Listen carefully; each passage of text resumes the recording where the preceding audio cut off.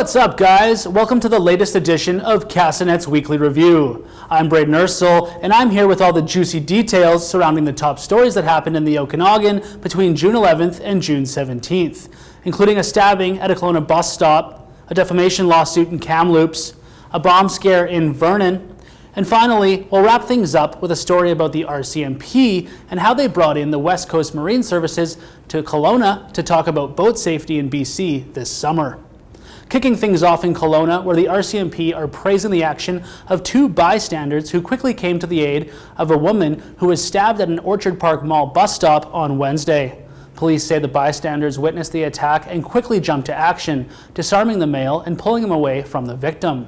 The victim and suspect are known to one another, and the woman is expected to make a full recovery after emergency surgery. The suspect, however, faces several charges, including aggravated assault, assault with a weapon, and possession of a weapon for a dangerous purpose. Mayor Reed Hammer-Jackson is suing a city councilor member for defamation stemming from a part of a public statement delivered by council accusing him of violating personal and professional boundaries. In the notice of civil claim, Hammer-Jackson alleges statements made by Councillor Katie Neusteiner earlier this year, including the public statement she read aloud on behalf of the councillors, have had damaging effects on him, his family, friends, and contacts. The lawsuit claims Neusteiner also falsely accused Hammer-Jackson of having pursued interactions with her father, Kevin Kruger, former Kamloops South Thompson MLA, for political gain. While the allegations laid out in Hammer-Jackson's claim have yet to be proven in court, some Kamloops City councillors are expressing shock and disappointment. Neusteiner found out about the lawsuit through a reporter and has no comment at this time. A bomb scare in Vernon on Wednesday night was the real deal. According to Vernon RCMP, the bomb was found along the CN rail tracks on the 4500 block of 31st Street in the north end of the city. The area was cordoned off and the explosives device unit was called in from the Lower Mainland. Once the device was rendered safe, an examination of the contents was completed and confirmed the presence of explosive material.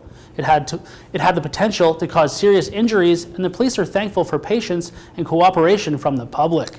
This comes just 2 days after a suspicious device was found in Vernon's Justice Park. After 6 deaths occurred on Okanagan Lake last year, including one in Mission Creek, the RCMP's West Coast Marine Services were in Kelowna this week to educate the public on boat safety. We didn't find one fully compliant boat yesterday.